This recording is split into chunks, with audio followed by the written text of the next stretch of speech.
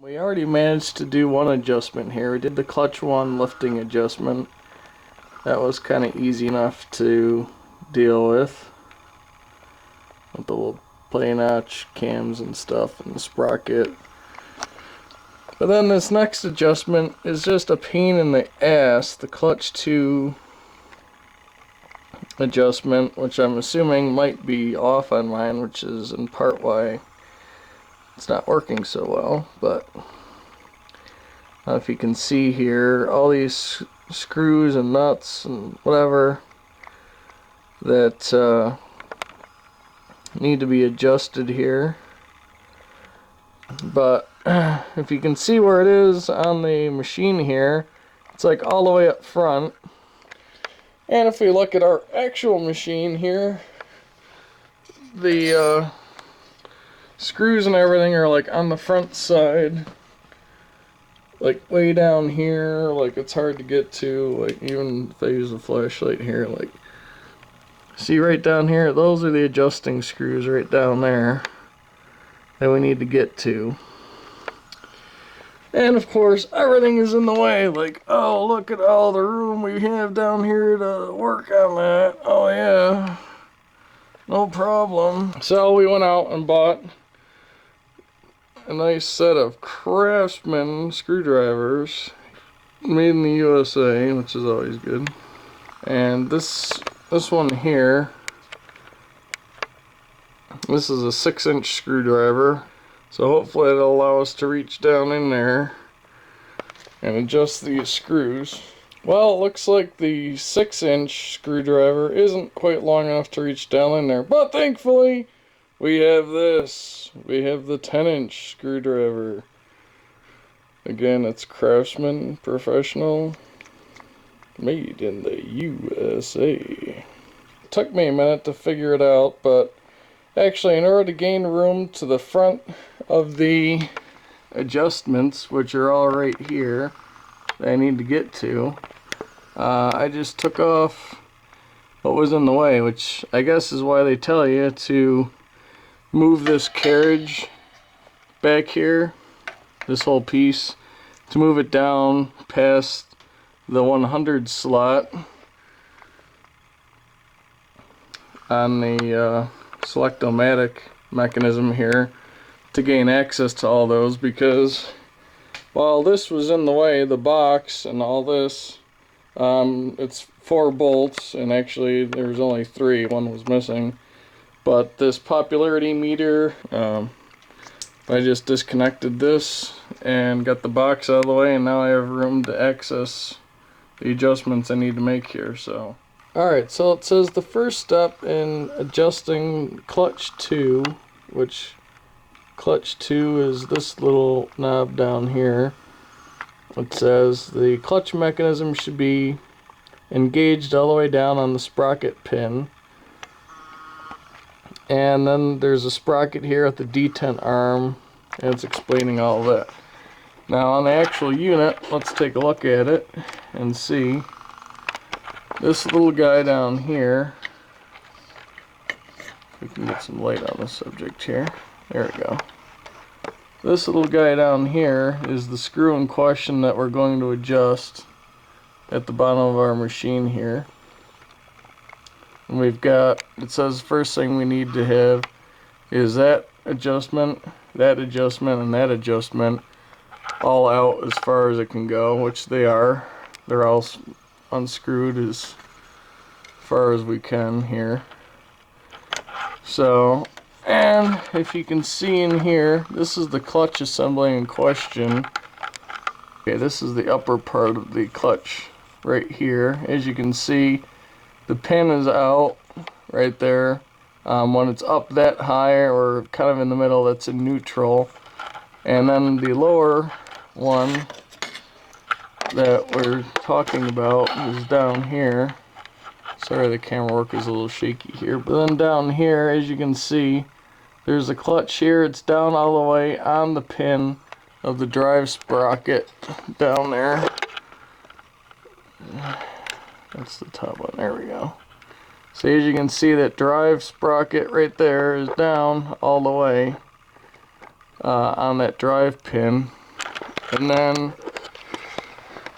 way down here, if we can see it, there, see the sprocket down there? That's the sprocket they're talking about that we're trying to adjust. There's a little tooth sprocket there, and then this whole mechanism here is the detent arm. So we have to roll the sprocket until one of the teeth is right at the top of the detent arm, and then we can tighten the adjusting screw there. So it says we need to take this detent arm here and push that in all the way lightly. So I'm having a light hold on it with the screwdriver. And then we need to rotate it around until we see a tooth on the sprocket line up with that. Oop, I think we just had one. Oh, let's rotate it some more. Ah, fuck.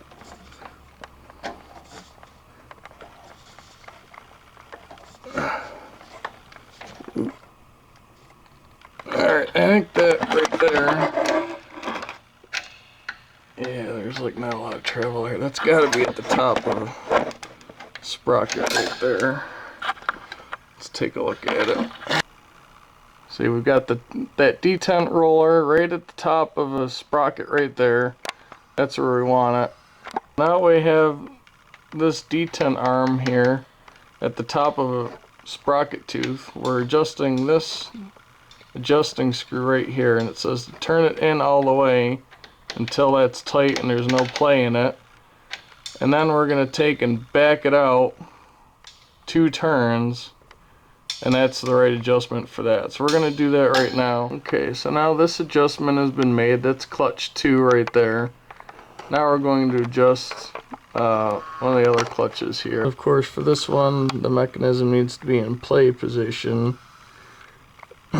So now I need to take it out, rotate the clutches around and put it in the play notch and whatever. I think the next 2 adjustments are all in the play position, not scan. So, and doing so is fairly easy. If you can see down here, if you look down in here, you should be able to see the cams and everything. So if we pull this lever here up, pop that lever up there, and then we can rotate the motor around here and get the cam out of play mode, or out of scan mode and into play mode. So if we rotate this around here,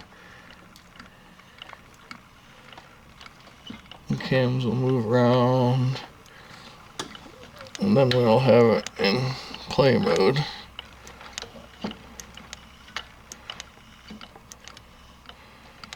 As you can see, like, this clutch is actuating and the disc is being put down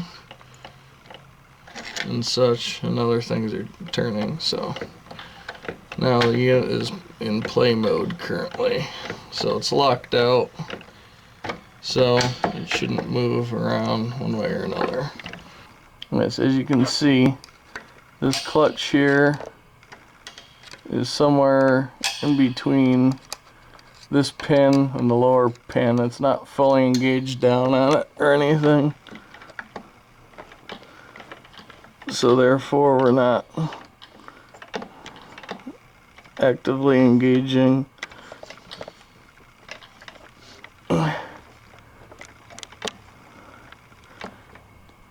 See, it's like right in between in the middle. You see the sprocket down there? Now when we shift it left and right, see, that's the rotational motion it's talking about with the sprocket. It doesn't actually move the clutch up here, really. It's just talking about that sprocket being loose. So while we're moving this back and forth and seeing that sprocket move, we're going to take our super long screwdriver and turn this screw down here until I get rid of all the rotational play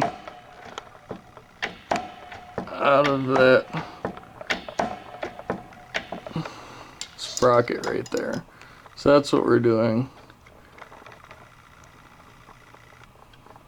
We keep turning this in a little bit until all the play is out of that sprocket. That's clutch 3 adjustment. As you can see, I've already taken a lot out of it. It's not moving very much right now, so that's good. And the next step here is the clutch 4 play position adjustment. So we've got clutch 4 there out all the way already. We've got it fully in play position, and the sprocket should still be in the middle there, as it is.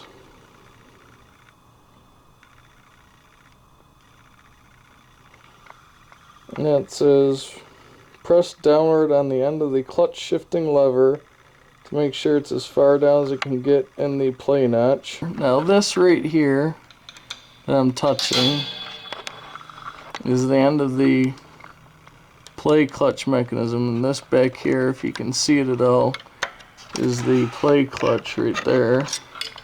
But it says to take our screwdriver here, push down on this all the way to make sure it's down, which it is. It's all the way down in play position.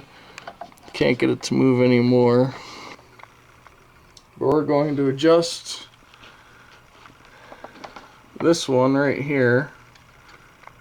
We're going to adjust this in until this pin right there, see it up in your upper right hand corner there, that's the worm pin they're talking about. So there should be 1/64 inch clearance between the top of the clutch and that worm pin right there. And we're going to turn the screw in and out until we get it. Alright, so after making all the adjustments on this machine, the USC2 here, we've actually managed to get it to play.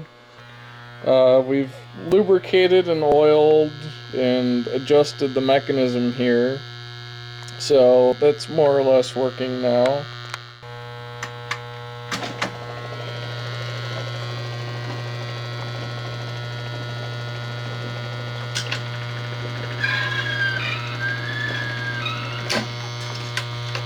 It'll play 148.